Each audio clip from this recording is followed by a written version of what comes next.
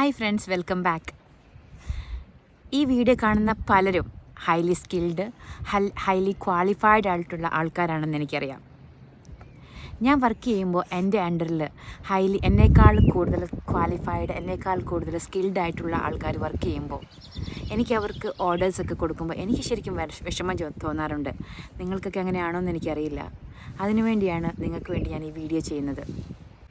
നിങ്ങൾക്കറിയാവോ, നിങ്ങൾക്ക് ഒരു അപ്രൻറ്റീസ്ഷിപ്പ് കോഴ്സിലൂടെ നിങ്ങളുടെ ഡിഗ്രി അല്ലെങ്കിൽ നിങ്ങളുടെ ക്വാളിഫിക്കേഷനിൽ ഹയർ ഗ്രേഡ് ചെയ്യാൻ പറ്റും എന്നുള്ള കാര്യം ഗവൺമെൻറ് വെബ്സൈറ്റിൽ അപ്രൻറ്റീസ്ഷിപ്പ് കോഴ്സിനെ കുറിച്ചുള്ള ഇൻഫർമേഷൻസ് ഉണ്ട്. നിങ്ങളിപ്പോൾ അപ്രൻറ്റീസ്ഷിപ്പ് അടിച്ചു കൊടുക്കുമ്പോൾ അതിൻ്റെ സ്ക്രോൾ ഡൗൺ ചെയ്യുമ്പോൾ ഗവൺമെൻറ് gov.uk എന്ന വെബ്സൈറ്റിൽ അപ്രൻറ്റീസ്ഷിപ്പിൻ്റെ പല കോഴ്സസ് ഉണ്ട്. ലെവൽ 7 ഇങ്ങനെ ലെവൽ 3 തുടങ്ങി ലെവൽ 2 തുടങ്ങി ലെവൽ 7 വരെയുള്ള കോഴ്സസ് ഉണ്ട്. അപ്പം ആ കോഴ്സ് നിങ്ങൾ ചെയ്യുമ്പോൾ ഗവൺമെൻറ് ഫണ്ട് ചെയ്യും. അതല്ലാതെ എംപ്ലോയറുടെ അവിടെ നിങ്ങൾ വർക്ക് ചെയ്യുമ്പോൾ അവരും കൂടി നിങ്ങൾക്ക് പേ ചെയ്യും. അതിനകത്ത് നിന്ന് 3 ബെനിഫിറ്റാണുള്ളത്. ഒന്ന്, നിങ്ങൾ കോഴ്സ് ഫീ പേ ചെയ്യേണ്ട. രണ്ടാമത്തത്, നിങ്ങൾക്ക് വർക്ക് ചെയ്യാം, സാലറി കിട്ടും. മൂന്നാമത്തത്, അവിടെ തന്നെ നിങ്ങൾക്ക് ജോലിയും കിട്ടും. ഫോർ എക്സാമ്പിൾ, ഇപ്പോൾ എൻജിനീയർ ആയിരിക്കുന്ന ഒരാൾക്കാണെങ്കിൽ മെക്കാനിക്കൽ ഫീൽഡിൽ ഒരു ലെവൽ 7 കോഴ്സ് ഞാൻ ഇന്നലെ കണ്ടതാണ്.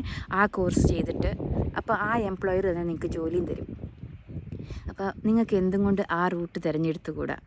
എനിക്കറിയാം, നിങ്ങൾ വർക്ക് ചെയ്യുന്ന എല്ലാം തന്നെ കംഫർട്ടബിൾ ആയിട്ടുള്ള പ്ലേസാണ്. ബാൻഡ് 2 അല്ലെങ്കിൽ NHSലാണെങ്കിൽ ബാൻഡ് 2, ബാൻഡ് 3 ജോലികൾ വലിയ റിസ്ക് ഇല്ലാത്ത ഈസി ആയിട്ട് ചെയ്യാൻ പറ്റുന്ന ജോലികളാണെന്ന് എനിക്കറിയാം. അതല്ലാതെ ഈ വെയർ ഹൗസിൽ വർക്ക് ചെയ്യുന്ന വെരി കംഫർട്ടബിൾ ജോലിയാണല്ല. പക്ഷേ എന്തും കൊണ്ട് നിങ്ങൾ പഠിച്ച ജോലി തന്നെ നിങ്ങൾക്ക് ചെയ്തുകൂടാ. നിങ്ങൾ നാട്ടിൽ എത്ര കഷ്ടപ്പെട്ടാണ് ആ കോഴ്സ് ചെയ്തത്? നിങ്ങൾ എത്ര കഷ്ടപ്പെട്ടാണ് ഇത്രയും വർഷം എക്സ്പീരിയൻസ് നേടിയെടുത്തത് ഇന്ത്യയിൽ? അതെന്തും കൊണ്ട് നിങ്ങൾക്ക് ഇവിടെ അപ്പ് സ്കിൽ ചെയ്തുകൂടാ? എന്തിനാണ് നിങ്ങൾ ബാൻഡ് 2 ആയിട്ടോ അല്ലെങ്കിൽ ബാൻഡ് 3 ആയിട്ടോ കംഫർട്ടബിൾ പൊസിഷനിൽ നിന്ന് കണ്ടിന്യൂ ചെയ്യുന്നത്? അതുകൊണ്ട് നിങ്ങൾ ഈ അപ്രൻറ്റീസ്ഷിപ്പ് റൂട്ടൊന്ന് ട്രൈ ചെയ്യണം.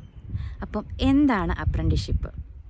ഞാൻ ഓൾറെഡി പറഞ്ഞതുപോലെ തന്നെ ഒരു എംപ്ലോയറുടെ അണ്ടറിൽ നിങ്ങൾ വർക്ക് ചെയ്യും. ഗവൺമെൻറ് ഫണ്ട് തരും. ആ എംപ്ലോയർ തന്നെ ജോലി നിങ്ങൾക്ക് തരും.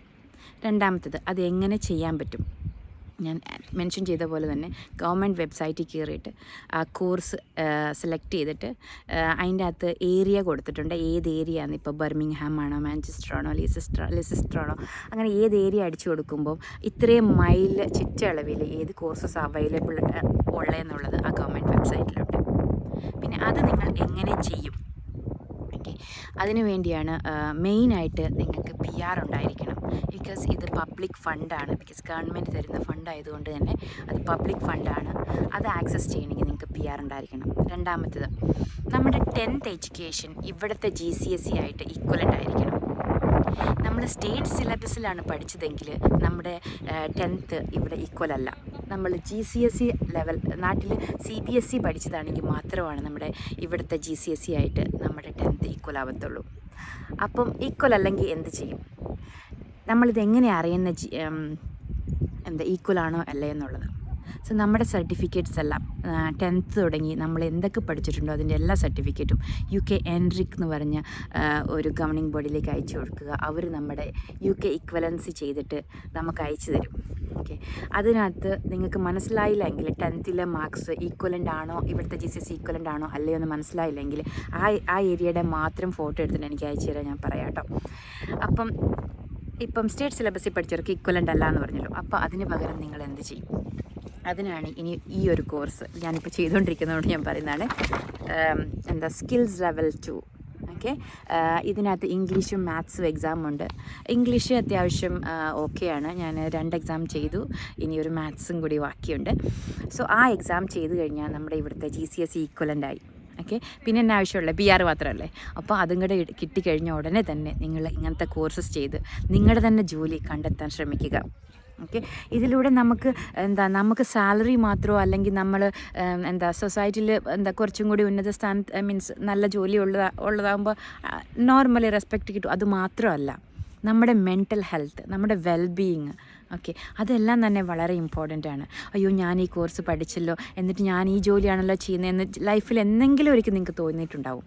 അങ്ങനെ തോന്നാതിരിക്കാൻ വേണ്ടിയാണ് ഞാൻ പറയുന്നത്, യങ്ങായിരിക്കുമ്പോൾ തന്നെ ഈ കോഴ്സ് പഠിച്ചിട്ട് നിങ്ങളുടെ തന്നെ ജോലി ചെയ്യാൻ നോക്കുക. ഇതിനെക്കുറിച്ച് എന്തെങ്കിലും ഡൗട്ടോ എന്തെങ്കിലും കൂടുതൽ ഇൻഫർമേഷനോ വേണമെങ്കിൽ എൻ്റെ മെസ്സഞ്ചറിൽ മെസ്സേജ് അയയ്ക്കുക. ബിക്കോസ് എന്നാൽ എനിക്ക് വോയിസ് മെസ്സേജായിട്ട് നിങ്ങൾക്ക് റിപ്ലൈ തരാൻ പറ്റും. സോ അല്ലെങ്കിൽ കമൻറ്റിൽ ഇട്ടാലും മതി, മെസ്സഞ്ചറിൽ അയക്കുന്നതായിരിക്കും വളരെ നല്ലത്. പിന്നെ ഇത്രയൊക്കെ ഉള്ളൂ ഇന്നത്തെ കാര്യങ്ങൾ. നിങ്ങൾക്ക് മനസ്സിലായി എന്ന് ഞാൻ കരുതുന്നു. പിന്നെ ഇപ്പം ഞാൻ നിൽക്കുന്നത് വെയിൽസിലെ ഒരു ബാങ്കർ എന്ന് പറഞ്ഞ സ്ഥലത്താണ്. ഇവിടെ മീൻ പിടിക്കാൻ വന്നതാണ്. അപ്പോൾ ഈ സ്ഥലവും കൂടെ ഒന്ന് കാണിക്കാമെന്ന് വിചാരിച്ചിട്ടോ. അപ്പം ഇതാണ് സ്ഥലം. ഓക്കെ, മീനൊന്നും കിട്ടിയില്ല, പക്ഷേ മീൻ 1-2 കിട്ടിയുള്ളൂ.